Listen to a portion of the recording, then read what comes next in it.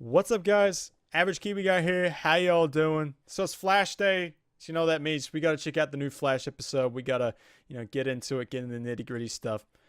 But you guys know the drill. This is spoilers are incoming. So please, if you have not watched this episode, please go and watch it. Then come on back. You'll know what we're talking about, and we can get into it. You'll understand what's going on. So I just don't want to ruin it for people. Okay? So spoilers are incoming. All right. So cause and effect. I liked this episode. It was cool. It was like going back to what Flash used to be when it wasn't so gloomy all the time. It wasn't so down in the dumps and all the world's coming crashing down and it's all so bad and all the rest of it. And I understand why they've gone that way. Like they wanted to add a more serious type of stuff to it and they wanted to put some emotional things on Barry. So, I mean, fair enough. But it was nice to see Barry kind of like lighthearted and kind of happy. Happy, I think was the good word for it. And also seeing Iris come to the forefront, I think was the big thing too. This episode centered around those two a lot. So I think that was a nice thing to see because I feel like Iris is being pushed. Like, I know she's like I feel like she's kind of being used as the damsel in distress, but she's off screen a lot, kind of thing. Like, it's not like she's always a part of what's happening. I feel like, her and Barry are often in different places all the time, and it just, it doesn't quite work out so much. So I liked seeing her be more of a focal point in this episode, which was pretty cool.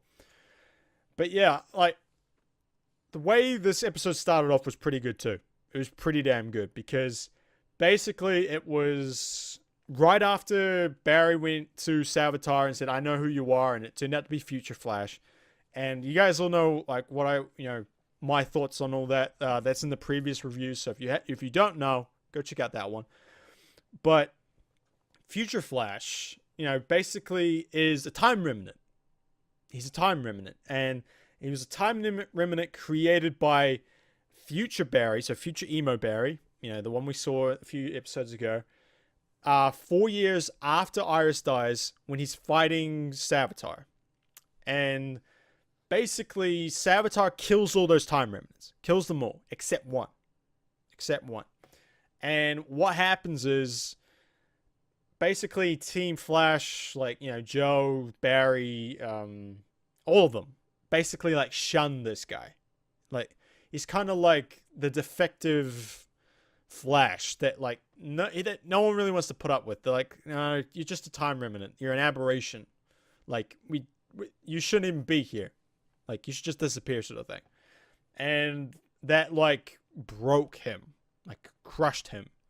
And it's like, so he's, because this time remnant is between when Iris dies and the fight.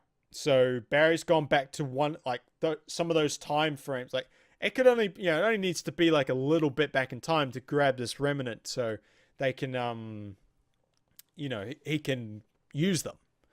So this guy has been through Iris dying, failing to beat Savitar and all the rest of it, and now he's got beaten down by Savitar, and the team shunned him. So it breaks him. And he's like, well, I don't want to feel this pain no more, and gods don't feel pain, so I want to be a god. As you naturally do. Like, as you naturally do when you feel pain, you want to become a god and, be that. So, that's his plan. So, goes back in time, creates this whole Savitar legend thing, gets the acolytes, gets all this stuff, creates all this thing. Somehow, like, at some point, he must get this fancy suit. Like, it looks like future tech. So he must go into the future, get the suit, and that suit, I'm pretty sure, amplifies his speed. Because there's a moment where he's outside the suit, and he basically has the normal Barry lightning, which is the orange stuff. So he, goes really quick, and he's got orange lightning. But as soon as he gets into the suit, it goes blue. And that where I think, we know when speedsters take that next step, when they go up to that pushing the boundaries level, like what the the drug that the speed drug that they used to have, I can't remember what the name of it was, that would push them beyond their limits. I think that's what this suit does, but protects Barry inside and gives him that ability, gives him that speed. And yes, and Barry's like, well, what if he goes, what if I kill myself? And he's like, well, you and I both know, like, the more, we don't exactly know what will happen. The more you time travel, the more you don't, the more the rules don't apply to you, sort of thing. Like, you've messed up the timeline so much, I don't even think that's going to make a difference. So you just kill yourself and you don't even know if it's going to do anything. So that was interesting.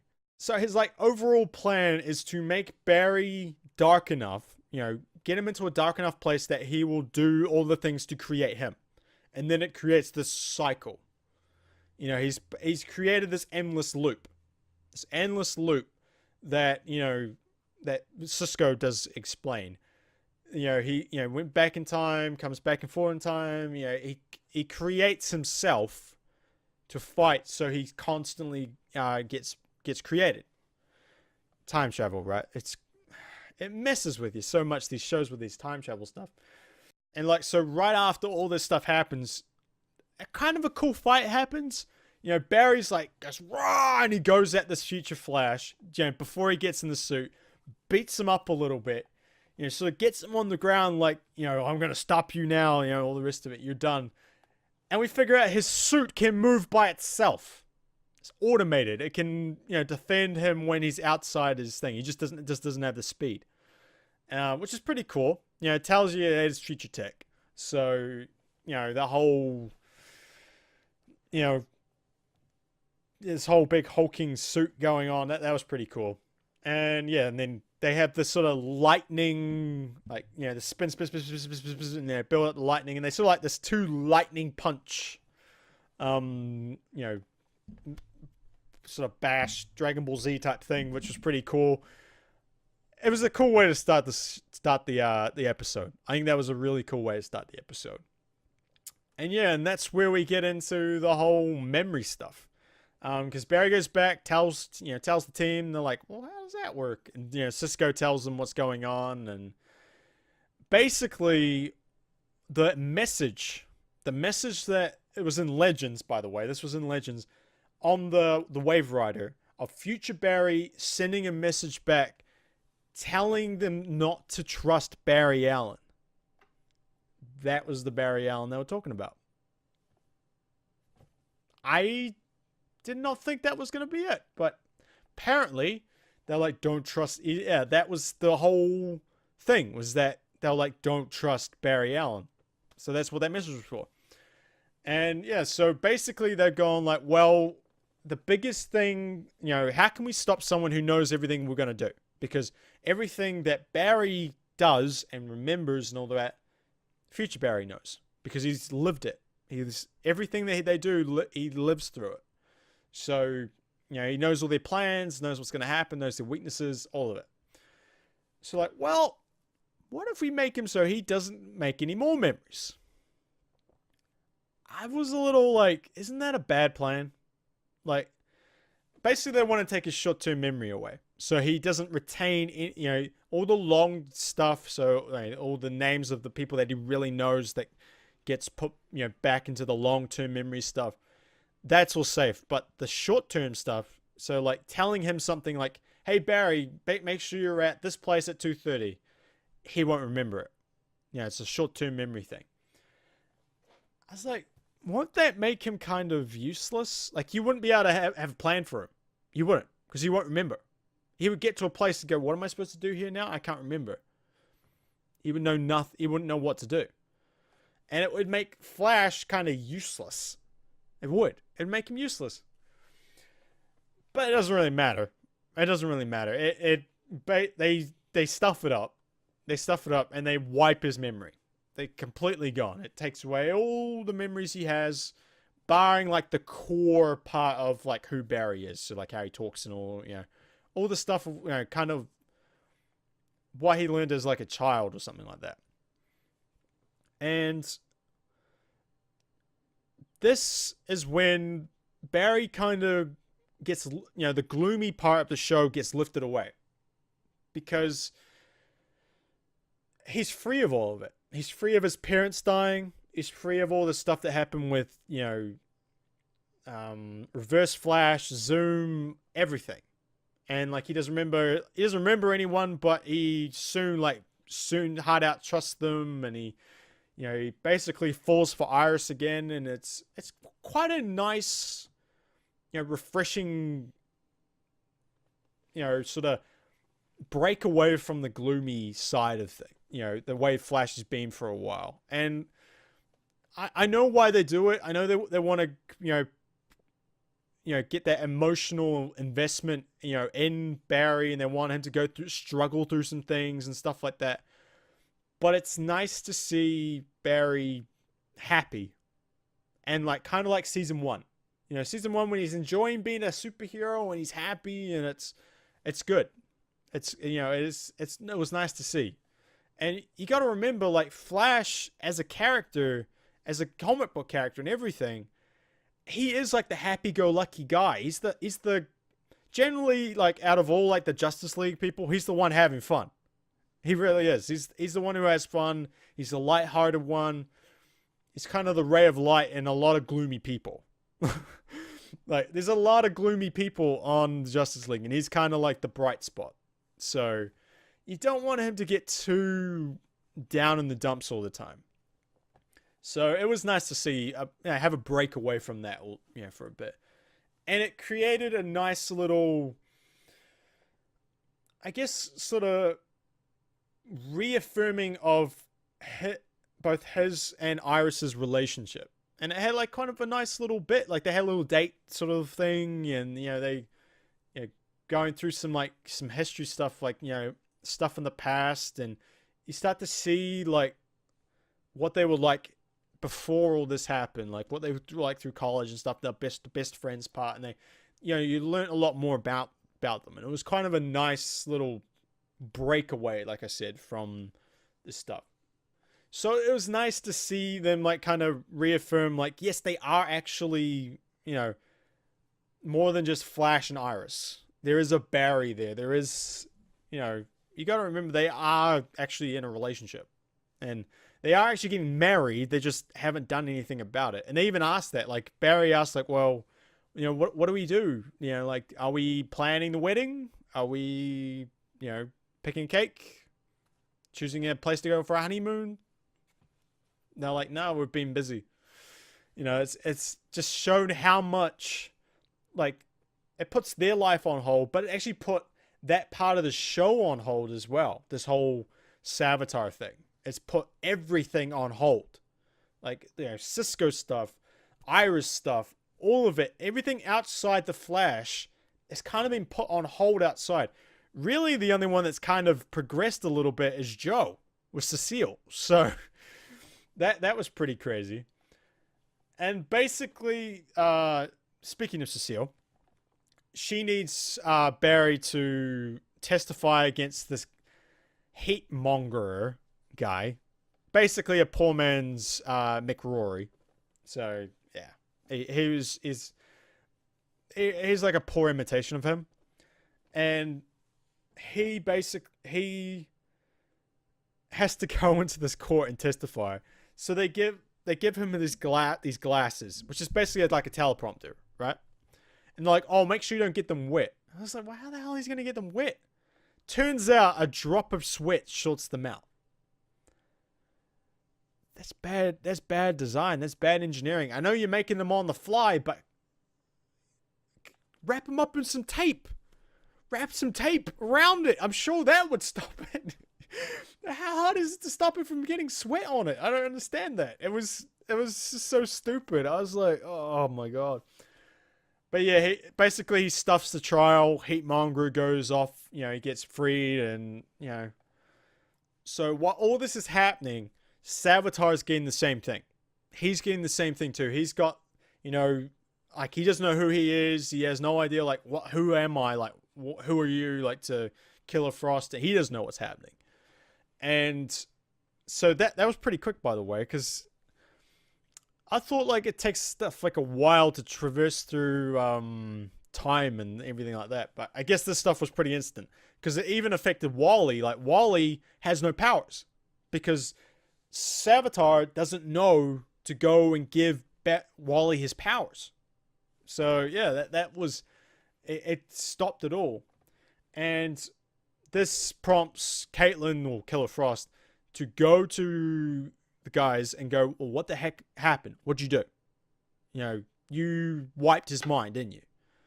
All right, we need to fix this, you know, sort of thing. And they help her out, you know, and I mean, it was kind of cool to see them, you know, tell stories to Caitlin, you know, with Ronnie and them, trying to get that, you know, that warm up that cold, icy heart that's in there right now. And, you know, it was good. It was good. But you would think you would try and capture her. Just a thing, like, can you just knock her out?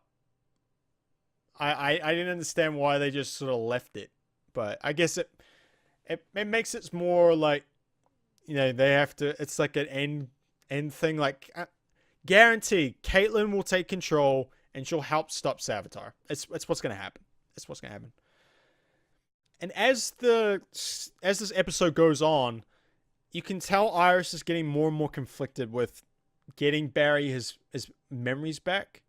Like she sees how happy he is, and like when he figures out he has powers, he's so happy. He's like, oh my god! He's like running around and he's so happy about it, and like figures out that, you know, they tell him like, you're a superhero. He's like, oh my god, I'm a superhero. Yeah, so like that's like going back to season 1 when he's like super happy learning his powers and stuff like that. And, you know, she's just like, you know, he's so much happier. He's so, you know, all the darkness has been stripped away from him.